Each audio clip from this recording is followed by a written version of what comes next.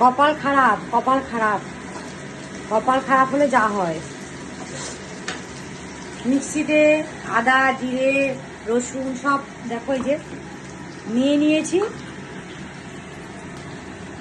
মিক্সটা দেখছে চলছে না। এই রাত্রিবেলা ভালো লাগে বলো?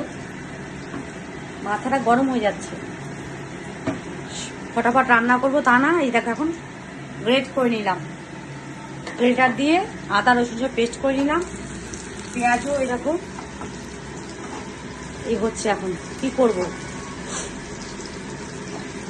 দরকারের সময় যদি কাজের জিনিস নষ্ট হয়ে যায় না, কি বলবো আর। এত রাগ হচ্ছে এখন, কি বলবো। কিছু করার তো নেই। এখন কে শিলনোড়া বার করবে?